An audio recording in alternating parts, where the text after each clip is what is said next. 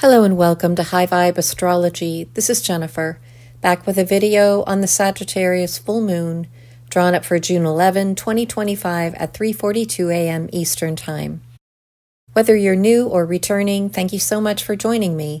I invite you to subscribe, hit the like button, share the video, and feel free to comment. These are all free and easy ways to support this channel. If you are new, my approach to astrology is based on the connection between the microcosm and macrocosm. I read the chart drawn up for my location as I tune into the collective energy. The first thing to talk about in this chart is a grand cross involving the nodes of the moon and the luminaries. The Sagittarius moon in the 8th house describes a worldview, Sagittarius, tied to emotional security, that is undergoing a massive death and rebirth at this time. The sun in the 2nd house describes the need to gather data, acquire information that is going to illuminate our conscious understanding of what's being revealed by this full moon.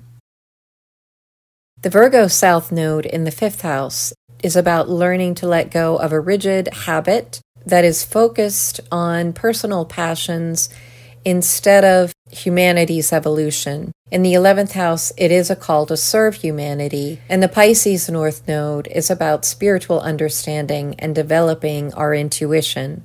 The Taurus Ascendant means that structure, reliability, and stability are the cornerstones for life. Yet, we also have to consider that mutable Grand Cross that is struggling to find any stability. The mutable signs are all about change, that constant seeking of answers. And it's kind of this spiral effect of things being kept up in the air. Venus is the ruler of this chart, and it is still conjunct Chiron at 26 degrees of Aries, but it also forms a tight square to Pluto in the 10th house. Squares between Venus and Pluto stir up tension within relationships, as well as our material resources and that need for economic security, that stability that the Taurus ascendant is seeking.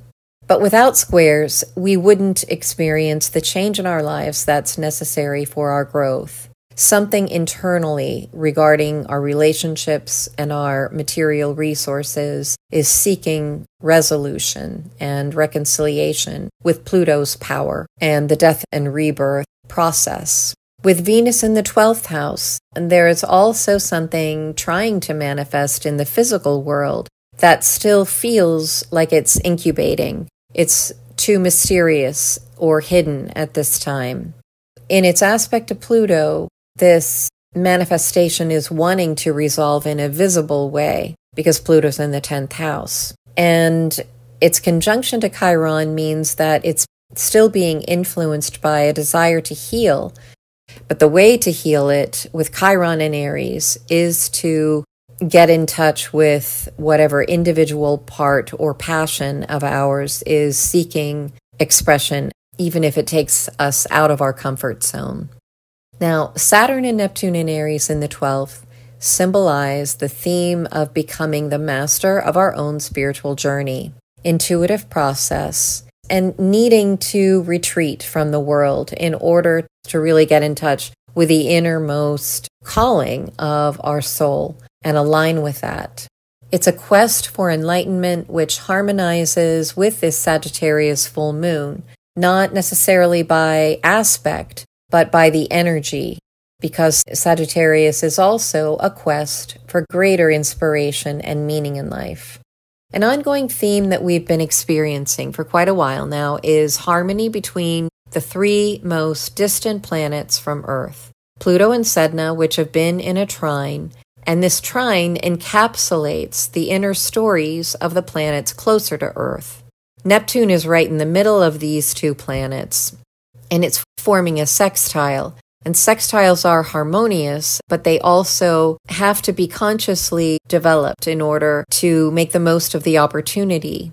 And this opportunity is about being more devoted to our own personal spiritual mastery, enlightenment, and development.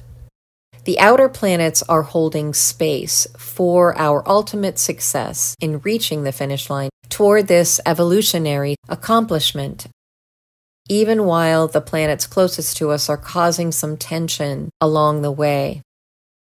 The tension they form is serving to wake us all up to the changes we have to make on a personal level, so that the collective of humanity can cross that finish line.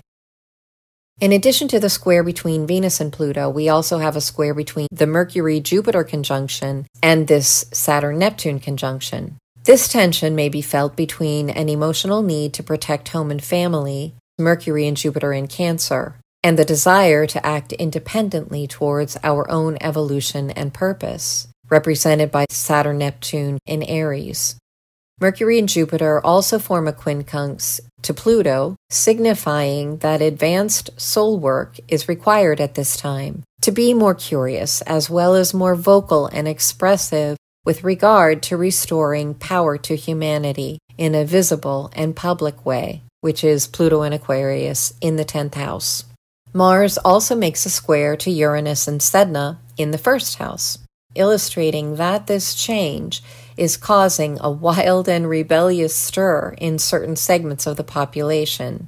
This is an awakening and a shaking to help jar us free from certain behavioral patterns we just couldn't see clearly before. Squares do take time to resolve, but ultimately deliver a conclusion, which will bring relief if we have the wherewithal to change, or it'll bring more tension if we keep resisting this change.